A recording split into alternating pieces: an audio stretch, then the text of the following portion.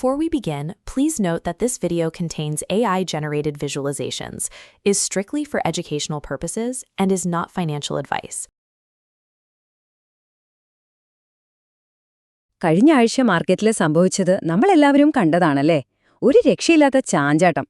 അപ്പോ ഇനി അങ്ങോട്ട് എന്ത് സംഭവിക്കും? ഈ ആഴ്ച നമ്മൾ എന്തൊക്കെയാണ് ശ്രദ്ധിക്കേണ്ടത്? വാ, നമുക്ക് നോക്കാം. ഓക്കെ, തുടങ്ങുന്നതിന് മുൻപ് ഒരു ചെറിയ കാര്യം. നമ്മളിവിടെ സംസാരിക്കുന്നതൊക്കെ വിവരങ്ങൾ പങ്കുവെക്കാൻ വേണ്ടി മാത്രമാണ്. ഇതൊരിക്കലും ഒരു ഇൻവെസ്റ്റ്മെന്റ് അഡ്വൈസായിട്ട് എടുക്കരുത്, കേട്ടോ? കഴിഞ്ഞ ആഴ്ചത്തെ ആ വലിയ ഇടിവ് കണ്ടിട്ട് ഇപ്പോൾ എല്ലാവരുടെയും മനസ്സിൽ ഒരൊറ്റ ചോദ്യമേ ഉള്ളൂ. ഇന്ത്യൻ മാർക്കറ്റ് ഒരു ടേണിംഗ് പോയിന്റിലാണോ?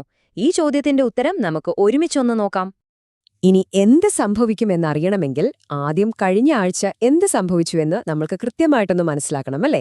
ആ 800 പോയിന്റിന്റെ ഇടിവിന് പിന്നിലെ യഥാർത്ഥ കാരണങ്ങൾ എന്തൊക്കെയായിരുന്നു? അപ്പോൾ ഈ ഇടിവിന് പിന്നിൽ ഒരൊറ്റ കാരണം മാത്രമല്ലായിരുന്നു കേട്ടോ. അതൊരു പെർഫെക്റ്റ് സ്റ്റോം എന്നൊക്കെ പറയുന്ന പോലെയായിരുന്നു. ഒരുപാട് മോശം കാര്യങ്ങൾ ഒരേ സമയം ഒരുമിച്ച് വന്നതാണ് മാർക്കറ്റിനെ ശരിക്കും താഴേക്ക് വലിച്ചത്. ആദ്യത്തെ വലിയ അടി വന്നത് IT സെക്ടറിൽ നിന്നാണ്. HCL ടെക്കിന്റെ റിസൾട്ട്സ് വന്നത് അത്ര നന്നായിരുന്നില്ല. അതോടെ സ്റ്റോക്ക് 10% കൂടുതൽ ഇടിഞ്ഞു. അതിന്റെ കൂടെ ഇൻഫോസിസും താഴേക്ക് പോയതോടെ മൊത്തം IT ഇൻഡെക്സും കൂടെ നമ്മുടെ നിഫ്റ്റിയും നന്നായിട്ട് താഴേക്ക് വന്നു. അപ്പോ നമ്മുടെ നാട്ടിലെ പ്രശ്നങ്ങൾ ഒരു സൈഡിൽ, പക്ഷെ ഗ്ലോബലി നോക്കിയാലും കാര്യങ്ങൾ അത്ര പന്തിയല്ലായിരുന്നു.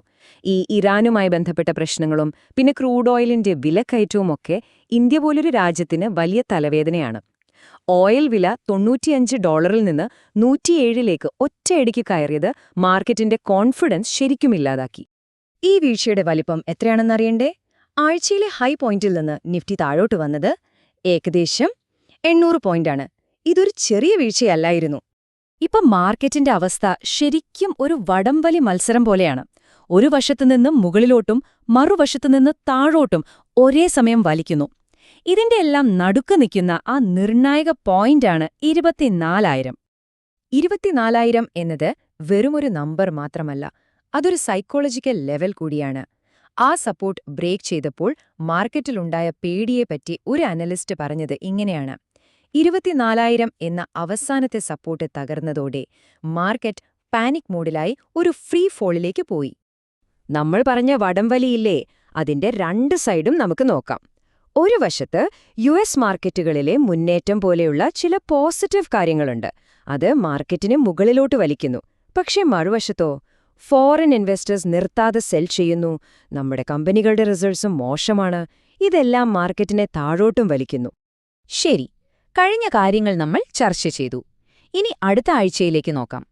നമ്മൾ ശ്രദ്ധിക്കേണ്ട പ്രധാന ലെവലുകൾ ഏതൊക്കെയാണ്? മാർക്കറ്റ് എങ്ങോട്ട് പോകാനാണ് സാധ്യത? വരുന്ന ആഴ്ചയിൽ നമ്മൾ 3 നമ്പറുകൾ പ്രത്യേകം ശ്രദ്ധിക്കണം. അതിൽ ഏറ്റവും പ്രധാനം 24,000 അതൊരു പിവറ്റ് പോയിന്റ് പോലെയാണ്.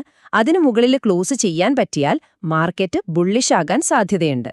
ഇനി മാർക്കറ്റ് താഴോട്ടാണ് പോകുന്നതെങ്കിൽ അടുത്ത സപ്പോർട്ട് 23,500 ഇനി മുകളിലോട്ടൊരു റാലി വന്നാൽ 24,800 നല്ലൊരു റെസിസ്റ്റൻസ്, അതായത് ഒരു തടസ്സം നേരിടേണ്ടി വരും. അപ്പോ ഈ ആഴ്ചയിൽ 2 സാധ്യതകളാണ് മുന്നിലുള്ളത്. ഒന്നാമത്തേത് ബുള്ളിഷ് കേസ്.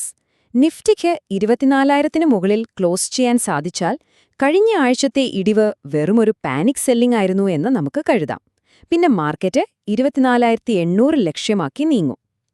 ഇനി രണ്ടാമത്തെ സാധ്യത ബേറിഷ് കേസ്.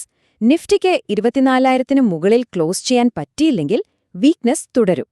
അപ്പോൾ 23,500 എന്ന സപ്പോർട്ട് ലെവലിലേക്ക് മാർക്കറ്റ് പോയേക്കാം. ഓക്കെ, ഇതൊക്കെ ഈ ആഴ്ചത്തെ കാര്യങ്ങൾ. ഈ ചെറിയ ചെറിയ ചലനങ്ങൾക്കപ്പുറം നമുക്കൊരു കുറച്ചുകൂടി ലോങ് ടേമിലൊന്ന് ചിന്തിച്ചു നോക്കിയാലോ? വലിയ ചിത്രം എന്താണ് പറയുന്നത്? ലോങ് ടേം കാഴ്ചപ്പാടിൽ നോക്കുമ്പോൾ ഒരു ചെറിയ മുന്നറിയിപ്പുണ്ട്.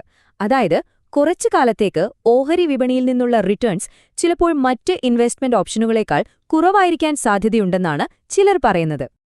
അപ്പോൾ ചോദ്യമേതാണ്?